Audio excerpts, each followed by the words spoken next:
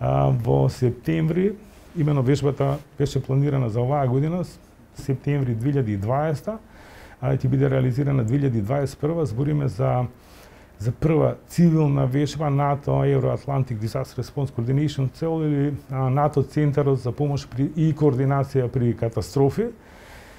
Збориме за учество на сите земји членки, на членки од PFP, Партнерството за мир, Медитеранскиот диалог или е изразено во бројки, збориме за негде 1500 до 2000 учесници за прв пат. Таква вежба од цивилен карактер. Она што планираме и што е интересно дека главниот штаб до тогаш ќе работи комплетно дигитализирано, значи ова е еден процес каде што всушност со Никсот или преку Никсот го дигитализираме системот за управување со кризи во однос на командување, координација, соработка и комуникација.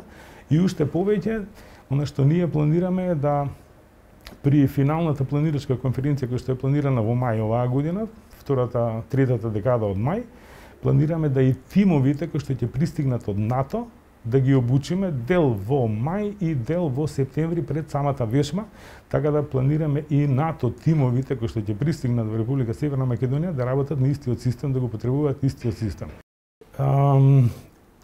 Вежбата е планирана во регионот Струга и Охрид. Во тој дел имено се водевме од делот, нели очекуваме, како што реков, 1500 до 2000 учесници од земјите членки на НАТО. Верувам дека нели ќе помогне во дел и развој на туризмот секако.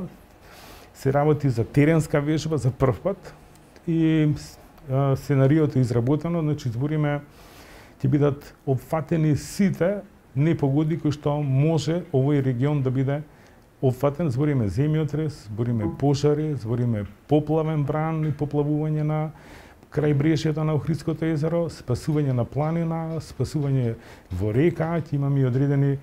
Имаме негде преку 12 локации кои што се означени, имаме подготвено и видео и каде што нели слушаца промоција на сите сајтови, тоест што можеме ние да пружиме за да може да привлечеме што поголем број на тимови во тој дел.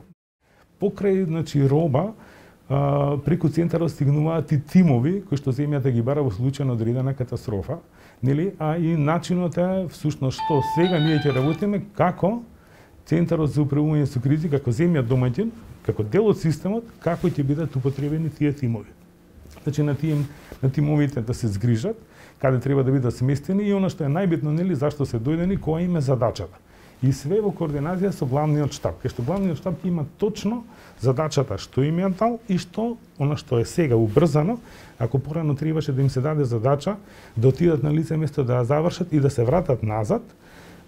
Тука се отвари центар за координација или on-site coordination center, центар за координација каде што тимовите добиваат задачи и се координираат помеѓу себе и секако со главниот штаб националниот, да порано ако требаше да завршат одредена активност и да дојдат да реферираат, сега во случајов ние точно на карта гледаме да што имаат завршено и може во меѓувреме да им се додели и друга задача што треба да се заврши.